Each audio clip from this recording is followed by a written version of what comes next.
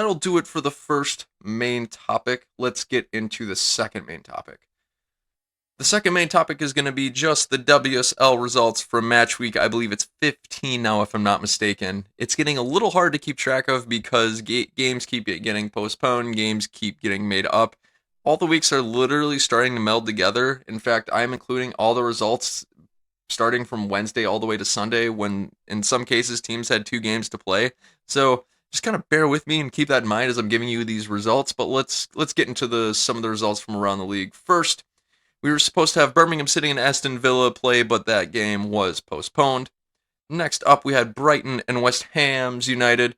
Brighton came away victorious in that one by a scoreline of 1-0. Aline Whalen scored again for Brighton in the 31st minute and helped Brighton secure the 3 points.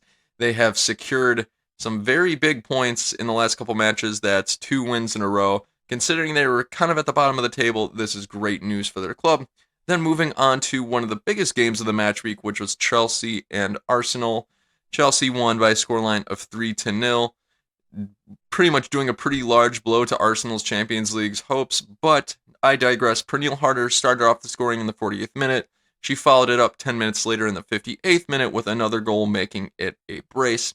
And then the honorable Fran Kirby topped off with a dagger in the 90th minute by using her quicken pace to score the third goal for Chelsea. So, really massive result for Chelsea, really detrimental result for Arsenal. We'll get into what that means for the Champions League and for the title in just a little bit.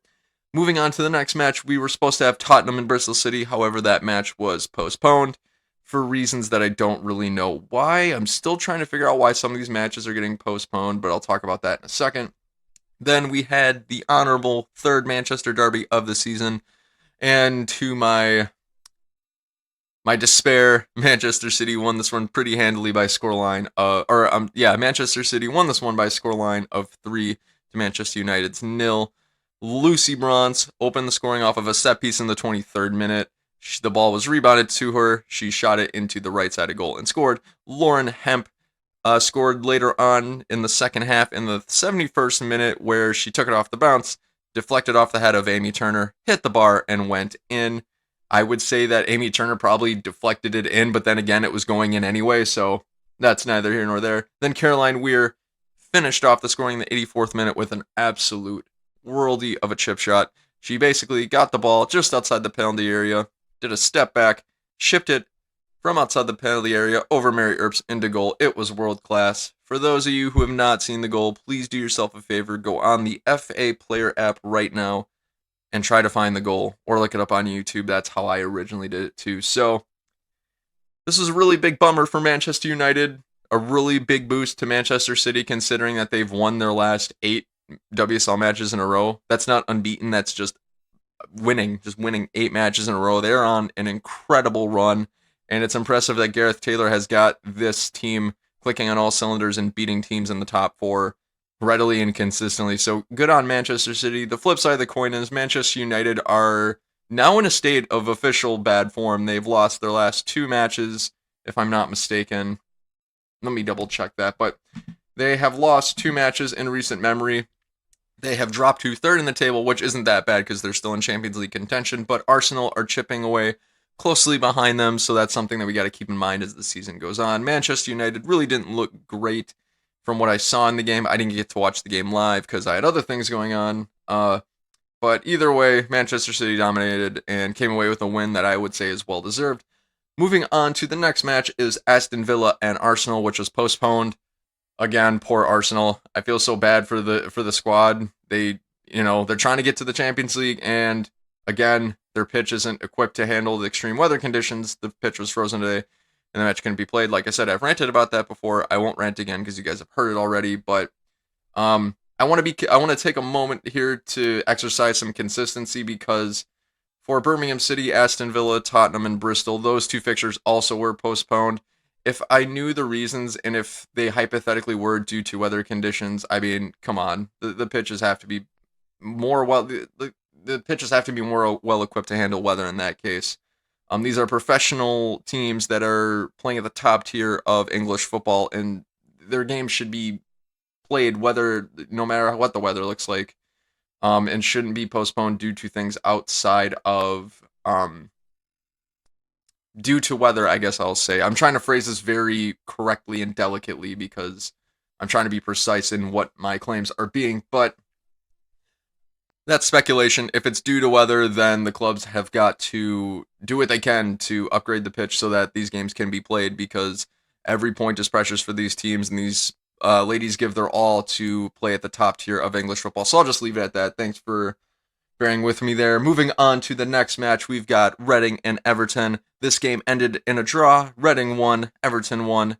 Rachel Rowe of Everton opened the scoring in the 34th minute with a goal, and then Everton's Nicolene Sorensen in the 77th minute had the equalizer. That game ended in a 1-1 draw, which I expected actually Reading to win this game, and I thought they were going to, but Everton rescued a point and kept their position in the table, if I'm not mistaken. Oh, excuse me, guys. And then moving on to the last match of the weekend, we have got Bristol City and Chelsea. Chelsea handled this match pretty easily by a scoreline of 5 to Bristol City's 0. Who all scored for Chelsea? Fran Kirby scored in the 14th minute. Pernille Harder followed it up about 22 minutes later in the 36th minute. Shortly after and before the half, Fran Kirby scored in the 40th minute, making it a brace for her on the day. Then Sam Kerr scored in the 55th minute, and then Beth England followed it up with a header, I believe, in the 60th minute. So lots of scoring for Chelsea yet again today. They've gotten another win. That was a good Continental League Tires Cup final preview, considering those teams will face each other again in about a month for a chance at silverware. So really, really exciting stuff going on. Fran Kirby, Pernille Harder, and Sam Kerr have all been on fire for Chelsea. Chelsea are forced to be reckoned with, and so are Manchester City, which is going to make their match later on in the season very, very interesting. So with all of that in mind, let's actually look at the league table for the FAWSL. So at the very top of the table, in first, we've got Chelsea Women's Football Club at 38 points. In second place, we've got Manchester City with a game in hand at 33 points. In third, we've got Manchester United with 32 points. And in fourth, we've got Arsenal with 2 games in hand at 23 points. In fifth, we have Everton, 2 games in hand at 19 points. Sixth, Reading with 19 points. Everton are ahead of Reading on goal difference. In seventh, we've got Brighton and Hove Albion at 15 points. In eighth, with 3 games in hand, we've got Tottenham at 12 points. In ninth, we've got Birmingham City with 4 games in hand at 11 points.